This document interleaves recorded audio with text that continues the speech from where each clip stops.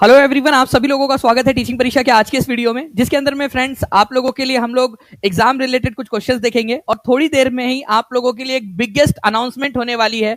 I know कि आप लोग बहुत बेसब्री से इंतजार कर रहे हो उस अनाउंसमेंट का, लेकिन फ्रेंड्स यकीन मानिए कि आप लोगों के लिए ये जो वेट है, ये जो आप लोगों की प्रतीक्षा है, ये आपका जो है बहुत ज्यादा फायदा कराने वाली है, क्योंकि जितना ज्यादा हम लोग यहाँ पर समय ले रहे हैं ना, वो समय आपको और ज्यादा एडवांस, हम जो सरप्राइज है उसको और कैसे एडवांस कर सकते हैं, हमने इतने देर में एक और चीज उसमें आप लोगों के लिए जोड़ दी है। जो समय अभी लिया है हमने, उसमें हमने आपके लिए एक और चीज जोड़ दी है। तो कॉन्ग्रेचुलेशन आप लोगों को। मैं 3:15 बजे एग्जैक्ट अनाउंसमेंट करने वाला हूं, और मैं आपको बता दूं फ्रेंड्स कि ये जो है अनाउंसमेंट पहले जो लोग रहेंगे स्टार्टिंग के, उन्हीं लोगों के लिए रहेंगी, इसीलिए आप सभी लोगों को लाइव जरूर देखना है उसको, ठीक है, सेशन को। चलिए अभी हम लोग पहले, जब तक हमारा 3:15 बजे तक टीम जो है उसको रेडी कर रही है, पूरा का पूरा जो एक और चीज हमने ऐड कर दिया आपके लिए, सरप्राइज में मतलब बढ़ोतरी हो चुकी है आप लोगों के लिए, सरप्राइज बढ़ चुका है आप लोगों का, ये चीज है। तो जितने भी बच्चे जिन्होंने सेशन को लाइक कर दिया, उन सभी लोगों का बहुत बहुत शुक्रिया फ्रेंड्स। आप लोगों का जो यहाँ पर में लाइक्स है, आपके जो रिस्पॉन्स है, वो बता रहे कि आप कितना ज्यादा उत्साहित हो।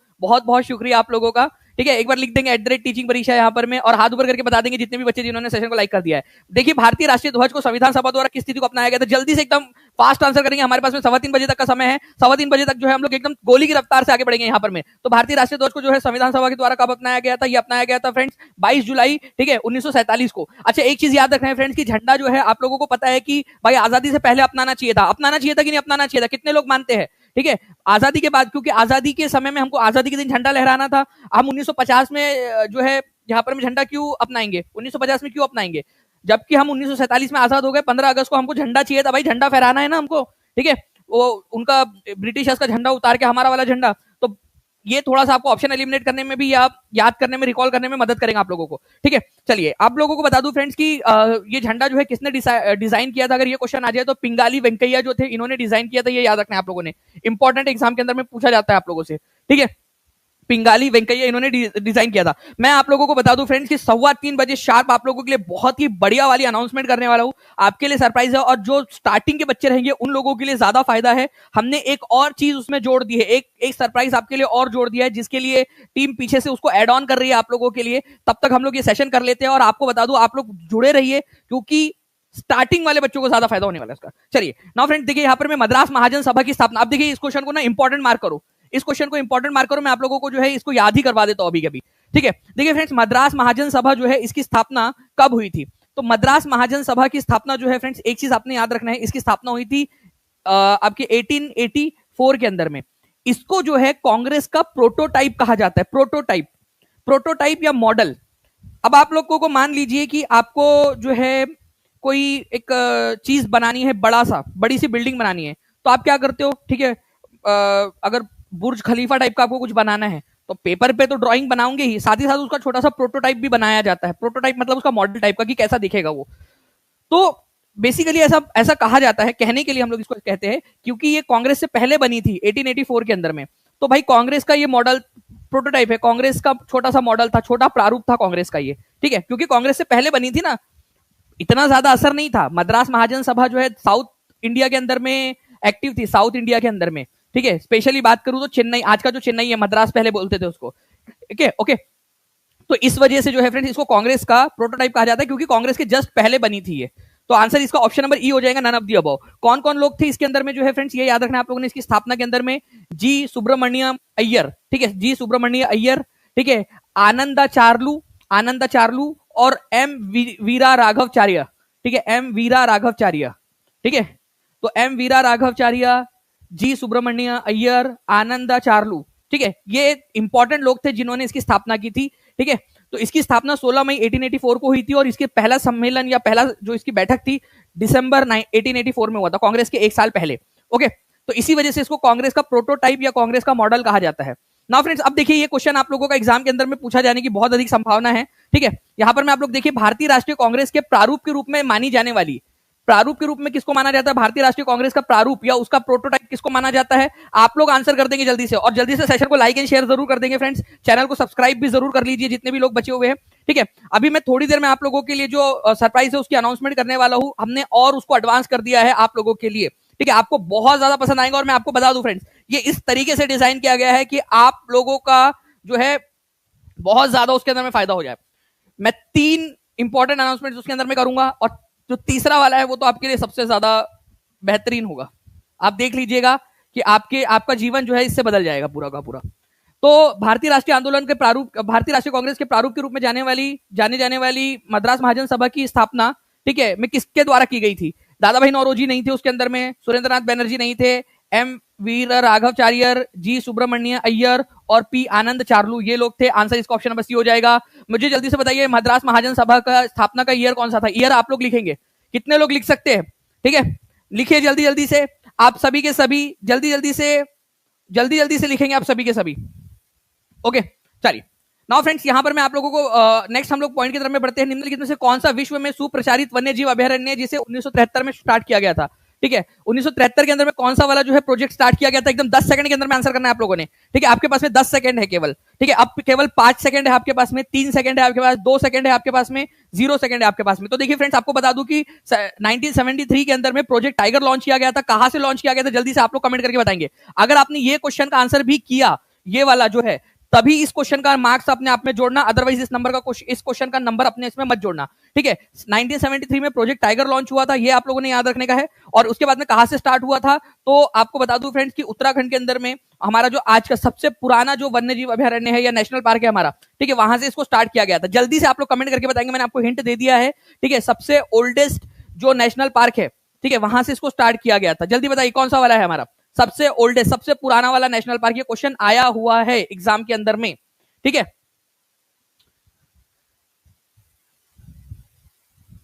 जल्दी जल्दी से बताते जाएंगे आप सभी के सभी। गिर नहीं, गिर यार, गिर गुजरात के अंदर में, उत्तराखंड की बात कर रहा हूं।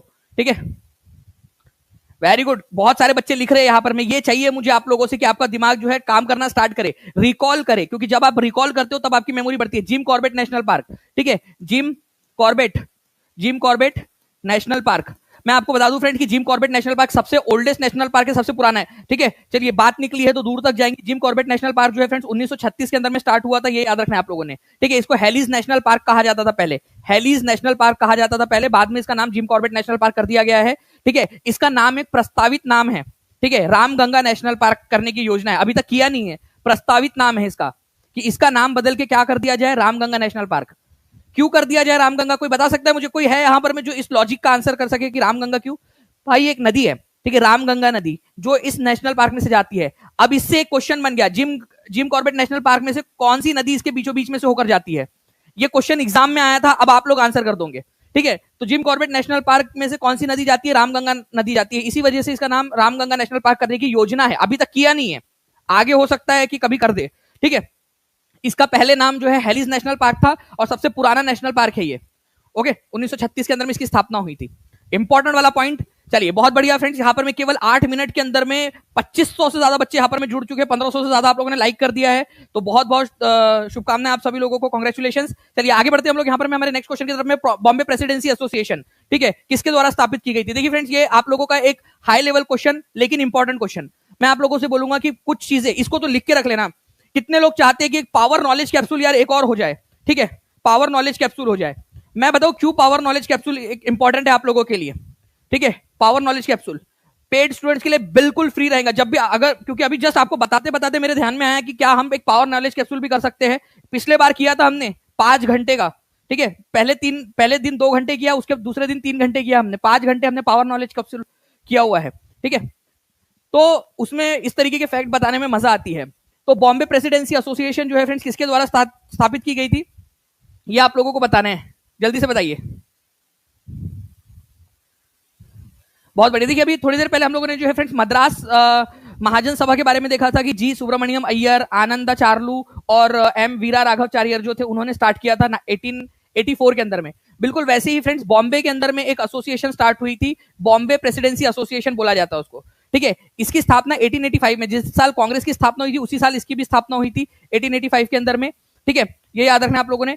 फिरोज शाह मेहता, ठीक है, के टी तेलंग और बदरुद्दीन तैयब जी। ठीक है, तो फिरोज शाह मेहता, ठीक है, के टी तेलंग और बदरुद्दीन तैयब जी, ये जो है फ्रेंड्स क्या थे, इसके संस्थापकों में से थे। तो किसके द्वारा स्थापित किया गया था? फिरोज शाह मेहता थे, के टी तेलंग थे, बदरुद्दीन तैयब जी थे। तो आंसर क्या हो जाएगा जल्दी बताइए आप लोग, जल्दी जल्दी से क्या आंसर हो जाएगा आप लोगों के हिसाब से? अब तो मैंने आपको पूरा आंसर ही बता दिया है, ठीक है। बॉम्बे प्रेसिडेंसी एसोसिएशन की स्थापना 1885 के अंदर में कांग्रेस की स्थापना हुई थी, उसी साल के अंदर में हुई थी। फिरोज शाह मेहता, केटी तेलंग और बदरुद्दीन तैयब जी जो है इसके संस्थापक थे। तो आंसर हो जाएगा more than one of the above, ठीक है। ओके, तो more than one of the above जो है यहाँ पर में सही आंसर है। कितने लोगों का जो है, कितने लोग जो है चाहते हैं कि इस तरीके के क्वेश्चन आप लोगों को करवाए जाए? देखिए मैं जो है फ्रेंड्स क्या चाहता हूं आप लोगों को ना, मैं बताता हूं आप लोगों को।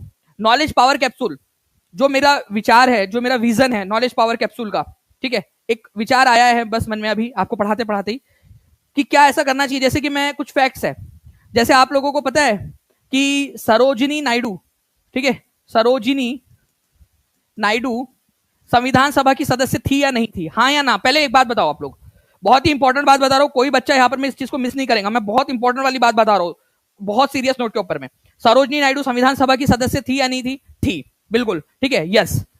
अब बात आती है कौन से स्टेट से थी ये, ठीक है, कौन से स्टेट से थी? बहुत कम लोगों को पता है फ्रेंड्स, ये मैं नॉलेज पावर कैप्सूल के अंदर में पढ़ाना चाहता हूं, ठीक है। मेरी बहुत इच्छा है कि इस तरीके के फैक्ट जो बच्चे अक्सर भूल जाते हैं और इस पर क्वेश्चन आ जाए। ये बिहार से चुनकर गई थी, ठीक है, बिहार से चुनकर गई थी संविधान सभा के अंदर में, नहीं यूपी से नहीं गई थी, बिहार से चुनकर गई थी संविधान सभा के अंदर में। कितने कम लोगों को पता है, आप लोग देख लीजिए यहां पर मैं बच्चे यूपी यूपी आंसर लगा रहे हैं। यूपी की वो बनी थी राज्यपाल, पहली राज्यपाल बनी थी, बिहार से चुनकर गई थी। आप देख लीजिए कितने कम लोगों को पता है। ये पॉइंट्स मैं आपको पढ़ाना चाहता हूं नॉलेज पावर कैप्सूल के अंदर में, ठीक है, जैसे हमने पिछले बार किया था। बिहार से टोटल कितने सदस्य थे? 36 सदस्य थे। पूरी लिस्ट जो है फ्रेंड्स मैं आप लोगों को प्रोवाइड कर सकता हूं, क्योंकि बिहार जो है डिजिटल संसद, मैंने पूरी वेबसाइट उसकी पूरी पढ़ी है, पूरा का पूरा किया है, ताकि ऑथेंटिक चीजें आप लोगों को बता सकूं मैं, ठीक है। चलिए कोई नहीं, अगर आप लोगों को चाहिए होगा तो आप बताना मुझे। इसके अलावा आप लोगों को बता, ये क्वेश्चन पूछा जा सकता है संविधान सभा के अंदर में डॉक्टर बी आर अम्बेडकर कहां से चुनकर गए थे? ठीक है, पहले बंगाल से गए थे, फिर बंगाल का विभाजन हुआ, उनकी सीट पाकिस्तान चली गई, तो वो फिर बॉम्बे से चुनकर गए। उनकी जगह उनको बॉम्बे से चुनकर भेजने के लिए किसने इस्तीफा दिया था? कितना इंपॉर्टेंट क्वेश्चन है। पहले वो बंगाल से चुनकर गए, बंटवारा हुआ तो उनकी सीट पाकिस्तान के हिस्से में चली गई, बांग्लादेश के अंदर, जो आज का बांग्लादेश है, पूर्वी पाकिस्तान। फिर वो बॉम्बे प्रेसिडेंसी से चुने गए बाद में वो। तो भाई कहीं किसी ना किसी ने इस्तीफा दिया होगा, सीट खाली हुई होंगी, तभी तो वो चुनकर गए ना। किसने इस्तीफा दिया था बताइए? देखिए ये इतना इंपॉर्टेंट क्वेश्चन, ये सारे के सारे मैं आप लोगों को जो है वो नॉलेज पावर कैप्सूल के अंदर में पढ़ाने वाला हूं, ठीक है। चलिए अभी थोड़ी देर के अंदर में फ्रेंड्स आपकी 3:15 बजे जो है एक बिगेस्ट अनाउंसमेंट होने वाली है। सभी लोग तैयार हैं? ठीक है, जोश आया है आप लोगों का उस अनाउंसमेंट के लिए? थोड़ी देर के अंदर में मैं अनाउंसमेंट करने वाला हूं आप लोगों के लिए, सभी लोग तैयार रहिएगा। स्पेशल अनाउंसमेंट है, थोड़ी देर बस। कितना समय बचा है? आई थिंक शायद से 10-12 मिनट बचे हुए हैं और अभी, ठीक है। चलिए आगे बढ़ते हम लोग। Who founded Indian Association in 1876? ठीक है, 1876 के अंदर में आपको बताना है कि इंडियन एसोसिएशन की स्थापना किसने की थी। तो देखिए अब तक हम लोगों ने क्या क्या पढ़ा, एक बार रिवाइज करें क्या? ठीक है, अगर आप कहोगे तो रिवाइज भी कर लेंगे हम लोग। इंडियन एसोसिएशन जो है फ्रेंड्स, इसकी स्थापना हुई है 1876 में। मद्रास महाजन सभा की हम लोगों ने देखा फ्रेंड्स स्थापना हुई थी 1884 के अंदर में, ठीक है। बॉम्बे प्रेसिडेंसी एसोसिएशन की स्थापना जो है फ्रेंड्स ये हुई थी 1885 के अंदर में, ठीक है, ये याद रखना है। और इंडियन एसोसिएशन जो है, ठीक है, इंडियन एसोसिएशन ये जो संस्था है इसकी स्थापना हुई थी 1876 में। इसके संस्थापक कौन थे? सुरेंद्र नाथ बैनर्जी और आनंद मोहन बोस, ठीक है, प्लस आनंद मोहन बोस, ये याद रखिएगा प्लीज। दोनों नाम लिखिए आप लोग कमेंट के अंदर में, सुरेंद्र नाथ बैनर्जी प्लस आनंद मोहन बोस। अगर मान लीजिए दोनों ऑप्शन हो तो more than one of the above answer होगा फिर आप लोगों का, ठीक है। सुरेंद्र नाथ बैनर्जी एंड आनंद मोहन बोस। मैं टीम से रिक्वेस्ट करूंगा कि एक क्वेश्चन जल्दी से बना दिया जाए इसके अंदर में, कि जिसमें हम लोग सुरेंद्र नाथ बैनर्जी और आनंद मोहन बोस दोनों को ही ऑप्शन के अंदर में रखकर एक क्वेश्चन बना सकते हैं, जिसमें more than one of the above answer हो सकता है, या कौन से नहीं थे ये भी क्वेश्चन बनाया जा सकता है उसके अंदर में, ठीक है। तो एक ट्रिकी क्वेश्चन बना दिया जाए इसके अंदर में। इंडियन एसोसिएशन की स्थापना कब हुई थी और कौन कौन थे इसके अंदर में शामिल, ये आप लोग जल्दी से कमेंट के अंदर में लिखेंगे, ठीक है। चैनल को सब्सक्राइब करके बेल आइकन जरूर दबा दीजिएगा फ्रेंड्स, ठीक है, क्योंकि आप लोग हो चुके हो अभी, ठीक है, 1 मिलियन प्लस सब्सक्राइबर्स परिवार का हिस्सा, ठीक है। चलिए आगे बढ़ते हम लोग फ्रेंड्स, यहाँ पर मैं हमारे नेक्स्ट क्वेश्चन की तरफ में आपको बताना है कि what is the presence of filter paper used by police to breath analysis of drunk driver, ठीक है। अगर आप लोगों ने शराब पी और शराब पीकर अगर आपने जो है वो गाड़ी चलाई, तो पुलिस क्या करती है? आपको पकड़ती है, बोलती है कि ये फिल्टर है, इसके ऊपर में फूंक मारो, इसके अंदर में फूंक मारो। तो पुलिस को कैसे पता चलता है कि आपने शराब पी है या नहीं पी है, ठीक है? बताइए उस फिल्टर पेपर में क्या होता है, ये क्वेश्चन यहां पर मैं पूछा जाए, ठीक है। देखिए फ्रेंड्स, वो जो है ना ऑरेंज कलर का एक पेपर होता है, वो ऑरेंज कलर का। ठीक है, नारंगी रंग का होता है, ये याद रख लेना आप लोगों ने, नारंगी रंग का होता है वो। ओके, अगर इसके ऊपर में अल्कोहल अल्कोहल जो है फ्रेंड्स अगर पड़ता है ना इसके अंदर में, इसके ऊपर में अल्कोहल अगर पड़ता है तो क्या होता है, ये ग्रीन कलर के अंदर में कन्वर्ट हो जाता है, ग्रीन कलर में कन्वर्ट हो जाता है। तो इससे पता चल जाता है कि आपने शराब पी है।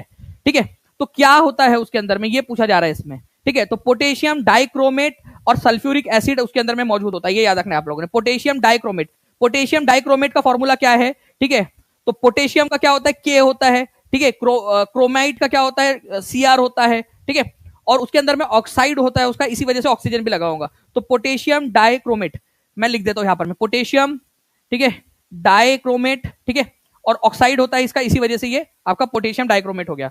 और सल्फ्यूरिक एसिड क्या होता है आपका, जल्दी से बता सकता है कोई मुझे? सल्फ्यूरिक एसिड का फॉर्मूला H2SO4 आप लोगों ने देखा ही होगा, कभी ना कभी पढ़ा ही होगा आप लोगों ने। ठीक है, तो H2SO4 ये होता है बेसिकली, ये जो पेपर होता है ना उसके ऊपर में ये नारंगी रंग का दिखाई देता है, जैसे ही अल्कोहल उसके ऊपर में पड़ेगा वो ग्रीन हो जाएगा। तो पोटेशियम डाइक्रोमेट और सल्फ्यूरिक एसिड से बना हुआ होता है वो पेपर, जिसके ऊपर में जिससे ये पता चलता है कि आप नशे में हो या नहीं। ठीक है, लिख देंगे आप लोग कमेंट में जितने भी लोग देख रहे हैं, ताकि आप लोगों को याद हो जाए हमेशा हमेशा के लिए। चलिए बहुत बढ़िया फ्रेंड्स, यहां पर मैं देख पा रहा हूं कि 2000 से ज्यादा आप लोगों ने लाइक कर दिए केवल 16 मिनट के अंदर में। और हम लोग जो है 3000 से 3100 से ज्यादा बच्चे यहां पर मैं देख रहे हैं। बहुत बहुत शुक्रिया आप लोगों का। और मैं आपको बता दूं फ्रेंड्स कि अभी थोड़ी देर में मैं एक स्पेशल अनाउंसमेंट करने वाला हूं। ठीक है, पहले हम 2 बजे सोच रहे थे, लेकिन हमने एक और चीज उसमें जोड़ दी आपके लिए, तो आपको कॉन्ग्रेचुलेशन, आप लोगों के लिए एक और सरप्राइज उसमें जोड़ दिया है हमने। ठीक है, जिससे कि आपकी जिंदगी और ज्यादा बेहतर हो जाएगी। यकीन मानिए कि अगर आपने ये चीज कर ली, ठीक है, अच्छे से कर लिया आपने, तो आप जो है फ्रेंड्स हजारों लोगों से आगे बढ़ जाओगे। ओके, नाउ चलिए आगे बढ़ते हम लोग। यहां पर में इंडियन एसोसिएशन के संस्थापक कौन नहीं थे, ये बताएंगे आप लोग, कौन नहीं थे? Who was not the founder of Indian association? तो WC बैनर्जी, ठीक है, ये तो नहीं थे। ठीक है, सुरेंद्रनाथ बैनर्जी थे। ठीक है, आनंद मोहन बोस थे। ठीक है, more than one of the above. तो यहां पर में कौन नहीं थे बोला है ना, यहां पर में कौन नहीं थे, तो नहीं थे में कौन आ जाएगा यहां पर में? आप लोगों का आंसर हो जाएगा WC बैनर्जी। ठीक है, ये नहीं थे। Okay, A answer. कितने लोगों ने सही आंसर लगाया है? ए आंसर बताइए जल्दी से। नहीं थे, नहीं शब्द को अगर देखा होगा आपने तो सही आंसर आप लगा पा रहे होंगे। नहीं बोला है तो ओके, तो WC बैनर्जी नहीं थे। बाकी सुरेंद्रनाथ बैनर्जी और आनंद मोहन बोस जो है ये संस्थापक थे। ओके, ये याद रखना है आप लोगों ने। इंडियन एसोसिएशन की स्थापना कौन से ईयर में हुई थी, जल्दी बताइए आप लोग। ईयर कौन सा ईयर था? Fast revision is the key to success. जितना ज्यादा रिवीजन करोगे उतना ज्यादा आगे बढ़ोगे। ठीक है, अगर जिंदगी में आगे बढ़ना है रिवीजन करनी पड़ेगी। क्यों इतने सारे बच्चे पढ़ के, बहुत सारी पढ़ाई करके भी फेल हो जाते या वो क्लियर नहीं कर पाते? क्यों? क्योंकि वो जो है रिहर्स नहीं करते हैं, रिवीजन नहीं करते। और टीचिंग परीक्षा का आपको पता है फ्रेंड्स कि आपके लिए हमेशा एक रिवीजन बैच भी लेकर आता है जब आपकी एग्जाम आती है, और जो पेड स्टूडेंट होते हैं उन लोगों को रिवीजन बैच भी देता है। तो रिवीजन इसीलिए करवाते हैं हम, क्योंकि revision is the key to success. आपके लिए मल्टीपल अटेम्प्ट्स इसलिए रखते हैं ताकि आप रिवाइज कर सके, बार बार रिवाइज कर सके। कोलकाता के अंदर में जो है फ्रेंड्स इसकी स्थापना की गई थी ना। आप देखिए यहाँ पर DSSB TGT का क्वेश्चन है। अब जिस बच्चों ने भी कर लिया, कॉन्फिडेंस फील करना है अपने आप के अंदर में, अपने आप में कॉन्फिडेंट फील करना है कि आपने एग्जाम वाला क्वेश्चन सॉल्व कर लिया। जल्दी से आप लोग इसका आंसर करेंगे, कमेंट में आंसर करिए इसका जल्दी से, और कॉन्फिडेंट फील करिए। पोल में तो करना ही करना है, लेकिन कमेंट में भी करना है, ताकि आप लोग जो है प्राउड फील कर सके अपने ऊपर में, अगर आप आंसर कर पा रहे हो उसका। Who among the following formed Indian Association in 1876? 1876 में इंडियन एसोसिएशन की स्थापना किसने की थी? सुरेंद्रनाथ बैनर्जी, आनंद मोहन बोस। ठीक है, तो यहां ऑप्शन इधर साइड में दिए हुए आप लोगों के, केवल एक और दो, केवल दो, ना तो एक ना तो दो। बताइए आंसर क्या होगा? तो देखिए आप लोग आंसर कर रहे हो फ्रेंड्स, सुरेंद्रनाथ बैनर्जी जो थे वो तो थे ही इसमें, आनंद मोहन बोस भी थे। इन दोनों ने मिलकर जो है इंडियन एसोसिएशन की स्थापना की थी। कब की थी आप लोग लिख देंगे। ठीक है, तो यहां पर मैं आंसर हो जाएगा एक और दो, दोनों। ये DSSB TGT सोशल स्टडीज का क्वेश्चन आपने सॉल्व कर लिया, कॉन्ग्रेचुलेशन। तो टीचिंग परीक्षा के साथ पढ़कर आप कोई भी एग्जाम क्लियर कर सकते हो। ठीक है, क्योंकि आपको बेसिक्स सिखाए जाते हैं, आपको जो है रूट बढ़ाया जाता है कि भाई वो एक्चुअल में इसका आंसर क्या होगा। कोई भी क्वेश्चन आप लोग फिर सॉल्व कर पाओगे। ठीक है, चलिए तो यहां पर मैं जो है फ्रेंड्स हम आगे बढ़ते हैं। आप लोगों को बता दूं, which of the following countries does not have a land border with the Dead Sea? Dead Sea के साथ में जो है किसकी बॉर्डर नहीं है? मृत सागर के साथ में। अब मृत सागर जो है फ्रेंड्स आपको पता होना चाहिए कि जो है इजराइल और जॉर्डन की बॉर्डर के ऊपर में है। ठीक है, इजराइल और जॉर्डन, वहां पर में पैलेस्टाइन जो है वो भी आ जाता है। अब आपको बताना है कि कौन जो है इसकी बॉर्डर पर स्थित नहीं है।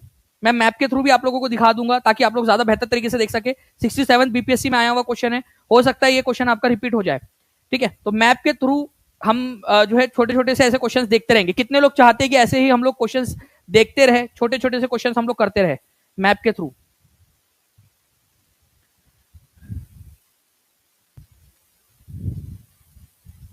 ठीक है, तो देखिए फ्रेंड्स, अगर मैं इस पर्टिकुलर क्वेश्चन की बात करूं आप लोगों से, ठीक है, तो मैप दिखा देता हूं मैं आप लोगों को। ये देखिए, ये है डेड सी, मृत सागर। आपको पता है इतना खारा है कि इसके अंदर में कोई डूबता भी नहीं है, इसमें नमक बहुत ज्यादा है। ठीक है, नमक की सघनता ज्यादा होने की वजह से इस पानी के अंदर में कोई डूबता नहीं है। अगर आपको तैरना नहीं भी आता तो भी आप उसके ऊपर में तैरते रहोगे। ठीक है, तो ये जो है फ्रेंड्स, ये आप लोगों का जॉर्डन वाला इलाका है, यहां पर में है जॉर्डन।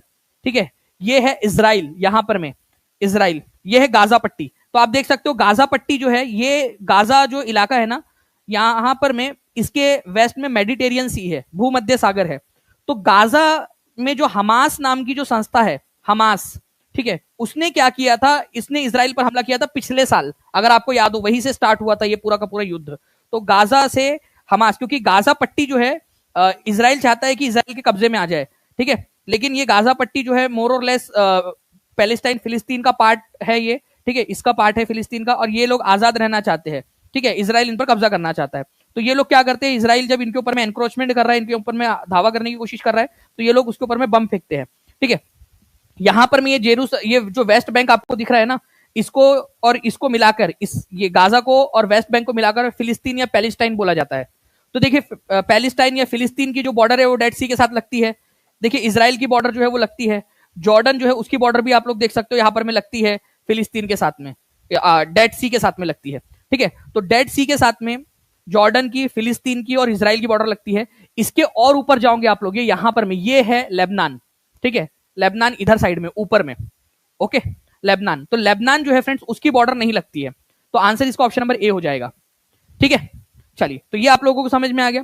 अब यहां पर में आप लोग देखिए फ्रेंड्स, इनके बीच में एक बहुत ही इंपॉर्टेंट वाला जो बोन ऑफ कंटेंशन है, मतलब जो लड़ाई की हड्डी है इनकी, वो है जेरूसलम। जेरूसलम जो है फ्रेंड्स, ये ईसाई लोग जो है वो, उनका भी एक पवित्र स्थान है। ठीक है, उसके बाद में जो यहूदी लोग हैं, ठीक है, जूइश लोग, ठीक है, उन लोगों का भी एक पवित्र स्थान है, और मुस्लिम्स जो है उनका भी पवित्र स्थान है। तो इस वजह से हर कोई चाहता है कि जेरूसलम पर उनका कब्जा हो। तो जेरूसलम को लेकर भी यहाँ पर में लड़ाई है। ठीक है, चलिए, बाद में हम लोग और डिटेल में जाएंगे इसके अंदर में, लेकिन अभी फिलहाल में आप लोगों ने ये देखना था कि डेड सी, ठीक है, बहुत खारा है, इसराइल और जॉर्डन की बॉर्डर पर स्थित है, और पैलेस्टाइन की बॉर्डर जो है वो भी लगती है डेड सी के साथ में, फिलिस्तीन की। ओके, फिलिस्तीन दो चीजों से मिलकर बना है, जल्दी से आप लोग बता देंगे मुझे कौन कौन से दो चीजों से मिलकर बना है। एक तो है गाजा, ठीक है, गाजा पट्टी plus West Bank, West Bank, इन दोनों को मिलाकर जो है फ्रेंड्स फिलिस्तीन बोला जाता है। ये यहां पर में देख लीजिए, गाजा पट्टी और ये वेस्ट बैंक पूरा, इनको मिलाकर बोलते हैं फिलिस्तीन। चलिए, आगे बढ़ते हैं हम लोग फ्रेंड्स। अगर आप लोग चाहते हो कि मैं इसका पूरा हिस्ट्री आपको बताऊं, इनका क्या इतिहास रहा है, कैसे यहां पर में इसराइल नाम का देश बना, ठीक है, 1948 से पहले तो यह इसराइल नाम का देश था ही नहीं, फिलिस्तीन था। ठीक है, तो कैसे ये देश बना, कैसे ये पहले ऑटोमन तुर्कों के कंट्रोल में था, कैसे वर्ल्ड वॉर 2 के बाद में ये ब्रिटिशर्स के कब्जे में गया और ब्रिटिशर्स ने जूइश को यहां पर में बसाया। अगर आप उसका पूरा इतिहास जानना चाहते हो तो मेरे को कमेंट करके जरूर बताना। मैं जो सक्सेस परीक्षा चैनल है ना हमारा, जो नया चैनल अपन लोगों ने बनाया है इस तरीके के डिटेल्ड वीडियोस के लिए, मैं आपको उसमें पूरा जरूर सिखाऊंगा मैप्स के थ्रू। ठीक है, नाउ, निम्नलिखित नदियों में से कौन सी नदी भारत से निकलकर पाकिस्तान में जाती है, भारत से निकलकर पाकिस्तान के अंदर में जाती है? तो देखिए फ्रेंड्स, ये सतलुज नदी जो है भारत से निकलकर क्या पाकिस्तान में जाती है? घाघरा नदी, ठीक है, बेतवा नदी, तापी नदी, नन ऑफ दी अबव, ठीक है, या more than one of the above भी, चलिए ले लीजिए इधर में। तो भारत से होते हुए पाकिस्तान में जाती है। देखिए फ्रेंड्स, घाघरा नदी अगर मैं बात करूं तो घाघरा नदी जो है ना, ये तो इधर में गंगा नदी के तरफ में है घाघरा नदी। ठीक है, घाघरा नदी गंगा नदी की सहायक नदी है, और गंगा नदी खुद नहीं जाती पाकिस्तान, तो ये अपनी सहेलियों को क्यों जाने देंगी उधर में, तो ये तो नहीं है। बेतवा नदी, ये भी फ्रेंड्स गंगा यमुना जो है रिवर सिस्टम, उसका पार्ट है बेतवा नदी। तापी नदी जो है डायरेक्ट अरब सागर में जाती है, पाकिस्तान में जाती ही नहीं है। ठीक है, सतलुज नदी जो है फ्रेंड्स भारत से होते हुए, ठीक है, भारत से होते हुए, भारत पहले ये निकलती है चाइना से, चाइना से निकल के फिर भारत के अंदर में आती है, और भारत से निकलते हुए, भारत से होते हुए फिर पाकिस्तान में चली जाती है। ठीक है, तो सतलुज नदी जो है फ्रेंड्स ये पाकिस्तान में जाती है, बाकी ये तीन नदियां पाकिस्तान के अंदर में नहीं जाती। ओके, तो ये याद रख लेंगे आप लोग, थोड़ा सा इंपॉर्टेंट एग्जाम के अंदर में आप लोगों से पूछा जा सकता है। ठीक है, चलिए, नाउ फ्रेंड्स देखते हैं हम लोग यहां पर में नेक्स्ट क्वेश्चन हमारा। आपको बताना है कि जापान जो है उसका सबसे बड़ा आइलैंड कौन सा है ये बताइए आप लोग। बीपीएससी 66 भी बीपीएससी का क्वेश्चन नहीं है, ठीक है। आपको बताना है जापान का सबसे बड़ा आइलैंड कौन सा है। देखिए फ्रेंड्स, जापान जो है वो मेन दो आइलैंड से बना हुआ है। मेन आइलैंड्स जो है वो दो है उसके, ठीक है। एक आइलैंड है उसका होन्शु आइलैंड, एक है होकाइडो आइलैंड, ठीक है। फिर दो छोटे छोटे और आइलैंड है उसके, ठीक है। एक है क्यूशु और एक है शिकोकू, ठीक है। लेकिन जो मेन बड़े वाले आइलैंड है वो है होन्शु और होकाइडो। मैं मैप के थ्रू ही दिखा देता हूँ ना आपको, हाथ कंगन को आरसी क्या और टीचिंग परीक्षा के अभ्यर्थियों के लिए मैप क्या। ये देखिए फ्रेंड्स, ये जो है एक आप लोगों को जो दिख रहा है ये वाला आइलैंड, ये यहाँ पर मैं आप लोग देखिए, ये इतना बड़ा सा जो आइलैंड है, ठीक है, जिसके ऊपर में टोक्यो भी मौजूद है, ठीक है। ये बड़ा आइलैंड, ये आइलैंड है आपका होन्शु आइलैंड, ठीक है, होन्शु आइलैंड। उसके ऊपर में यहाँ पर में आप लोग देखोगे, यहाँ जो आइलैंड आप लोगों को दिख रहा है ये आइलैंड है होकाइडो आइलैंड, होकाइडो, ठीक है, होकाइडो। तो मेन जो आइलैंड है इसका, जहां पर में उसकी राजधानी भी मौजूद है, ठीक है, टोक्यो जापान की राजधानी, होन्शु आइलैंड पर मौजूद है। दूसरा है उसका दूसरे नंबर पे होकाइडो, ठीक है। उसके बाद में आप लोग यहां पर में देखोगे फ्रेंड्स, एक है क्यूशु, क्यूशु आइलैंड, और ये है शिकोकू आइलैंड। तो ये मेन चार आइलैंड है। वैसे और भी आइलैंड है उसके पास में छोटे छोटे से, लेकिन ये मेन चार आइलैंड है जिसमें से दो बड़े वाले हैं होन्शु और होकाइडो। तो सबसे बड़ा आइलैंड कौन सा है, चलो अब आप लोग बताएंगे यहां पर में कमेंट करके। चलो बताओ, अब आप लोग बताओ, क्योंकि देखो एग्जाम का क्वेश्चन है, आप लोग आंसर करोगे तो आप लोगों को याद रहेगा, ठीक है। होन्शु जो है फ्रेंड्स ये सबसे बड़ा आइलैंड है, और मैं आपको बता दूं ये ना आपका इतना बड़ा है, ठीक है, कि ये दुनिया का 7वें नंबर का सबसे बड़ा द्वीप बनता है ये होन्शु, ठीक है।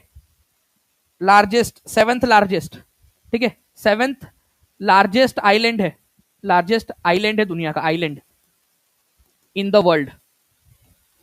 अच्छा एक और चीज पूछूं क्या, अब बात निकली है तो दूर तक जाएंगी। अरे हमारे समय तो नहीं हो गया, क्योंकि पढ़ाते पढ़ाते मैं खो गया हूँ आप लोगों को। आप लोग भी तो नहीं खो गए पढ़ते पढ़ते। देखिए 3600 के करीब लोग पहुंच गए हैं, 2500 से ज्यादा लाइक कर दिया आपने। देखिए हम पढ़ते पढ़ते कितना खो गए, हम भूल ही गए कि 3:15 बजने भी वाले अभी। तो बहुत जल्द 3:15 बजने वाले। फ्रेंड्स तैयार हो आप लोग? कितने लोग खो गए थे मेरे साथ पढ़ते पढ़ते, जल्दी से बताइए। कितने लोग खो गए थे, हाथ ऊपर करिए, मैं खुद भूल गया था, है ना। तो चलिए अब यहाँ पर मैं देखिए फ्रेंड्स, यहाँ पर मैं आपको बता दूं कि दुनिया का सबसे लार्जेस्ट आइलैंड कौन सा है, ये क्वेश्चन बन सकता है। लार्जेस्ट आइलैंड, लार्जेस्ट आइलैंड कौन सा है, सबसे बड़ा आइलैंड कौन सा है भाई, याद रखना आप लोगों ने, ग्रीनलैंड है। ग्रीनलैंड है तो ग्रीन कलर से लिख देते हो, चलो ग्रीनलैंड, ठीक है। ये दुनिया का सबसे बड़ा आइलैंड है ग्रीनलैंड। बहुत सारे बच्चे जो बोल रहे हैं कि सर खो गए थे हम भी पढ़ाई के अंदर में, ऐसे ये होता है टीचिंग परीक्षा का पौआ, कि भाई पढ़ते पढ़ते खो जाए हम लोग, ठीक है। जल्दी से सेशन को लाइक जरूर कर देंगे फ्रेंड, 2600 से ज्यादा, 2700 से ज्यादा बच्चों ने सेशन को लाइक कर दिया है अभी। जल्दी जल्दी से सेशन को लाइक कर देंगे आप लोग, और जिन लोगों ने लाइक कर दिया वो हाथ ऊपर करके बता भी देंगे मुझे जल्दी से। अभी मैं आप लोगों के लिए बहुत जल्दी, बस कुछ मिनट बचे हुए हैं, ठीक है, मैं आप लोगों के लिए अनाउंसमेंट करने वाला हूँ उसकी, ठीक है। नाउ फ्रेंड देखिए यहाँ पर गीत गोविंद के लेखक कौन है, जल्दी से बताएंगे। बीपीएससी एपीओ के अंदर में आया हुआ क्वेश्चन है, एकदम स्पीड में हम लोग आगे बढ़ेंगे ताकि ज्यादा से ज्यादा क्वेश्चन हम लोग कर सके, क्योंकि मुझे बहुत मजा आ रहा है पढ़ाने में, ठीक है। आप लोगों को भी होपफुली बहुत मजा आ रहा होगा पढ़ने में, ठीक है। तो गीत गोविंद जो है फ्रेंड्स, यहाँ पर में कृष्ण जी की रासलीलाओं के बारे में वर्णन किया गया है कि किस तरीके से वो गोपियों के साथ में जो लीलाएं है वो रचाते हैं। तो काव्य स्वरूप में इसको लिखा गया है, तो जयदेव जो है उन्होंने इसमें वर्णन किया है। तो गीत गोविंद के अंदर में गोविंद बेसिकली कृष्ण लीलाओं का वर्णन किया गया है। जयदेव जो है इसके लेखक है, ओके, जयदेव। ये बहुत ही इंपॉर्टेंट क्वेश्चन है, गीत गोविंद किसके लेखक कौन है, कई बार आता है एग्जाम के अंदर में क्वेश्चन, ठीक है। Geet Govind Jayadev, okay. Now next question की तरफ में हम लोग आगे बढ़ते हैं। गंगा नदी बिहार राज्य को कितने भागों में बांटती है। तो देखिए अगर मान लीजिए यहाँ पर में ये बिहार राज्य है, तो बिहार राज्य के बीचों बीच में से होकर जाती है। सबसे ज्यादा डिस्टेंस कौन से डिस्ट्रिक्ट में कवर करती है, ये आप लोग मुझे कमेंट करके बताएंगे। गंगा नदी बिहार राज्य को दो भागों में बांट देती है, ठीक है, नॉर्थ में, ठीक है, नॉर्थ में और साउथ में, ठीक है, नॉर्थ और साउथ के अंदर में बिल्कुल बीचों बीच में से जाती है। और सबसे बड़ा डिस्टेंस 99 किलोमीटर का जो है वो कवर करती है पटना के अंदर में, ठीक है, पटना में। तो ये भी आप लोगों ने याद रखना है। नेक्स्ट क्वेश्चन की तरफ में हम लोग आगे बढ़ते हैं फ्रेंड्स। हमारे आप लोगों को बता दूं कि 1 मिलियन स्पेशल सरप्राइज और बिगेस्ट अनाउंसमेंट अभी आपका बस थोड़ी देर के अंदर में होने वाला है, और आपको लाइव देखना है उसको, क्योंकि आप लोगों के लिए स्पेशल 3 जो है फ्रेंड्स सरप्राइज है, और हमने आपके लिए एक और एक्स्ट्रा जोड़ा है उसमें, बस उसी के लिए समय लिया गया है कि टीम उसके लिए आपको पीछे से ऐड कर दे आप लोगों के लिए वो सारी चीजें। हर चीज हम संभव प्रयास कर रहे हैं कि आपको और ज्यादा बेहतर कैसे दे सकते हैं। लोकसभा में प्रथम महिला सभापति कौन थी, जल्दी से बताएंगे आप सभी लोग, ठीक है। लोकसभा के पहले जो है सभापति कौन थे, ये भी आप लोगों को बता देना है। फर्स्ट वाले कौन थे, ये आप लोगों से एग्जाम के अंदर में क्वेश्चन पूछा जा सकता है, ठीक है। अभी प्रेजेंट में कौन से, ये बता देंगे आप, प्रेजेंट में कौन है, ठीक है, लोकसभा के सभापति। और महिला सभापति जो है कौन थी पहली वाली, ये बता देंगे। कितनी महिला सभापति अभी तक लोकसभा के अंदर में बनी है, ये भी क्वेश्चन आप लोगों से पूछा जा सकता है। स्पीड में आप लोग बताएंगे फ्रेंड्स, मैं यहाँ पर मैं अपने तरफ से पूरी कोशिश कर रहा हूँ कि आप लोगों को जितना ज्यादा जानकारी दे सकूं उतना दे सकूं मैं आप लोगों को। तो मीरा कुमार जो है फ्रेंड्स, ये याद रखना आप लोगों ने, ये जो है पहली सभापति, पहली महिला सभापति बनी थी, ठीक है, लोकसभा के अंदर में।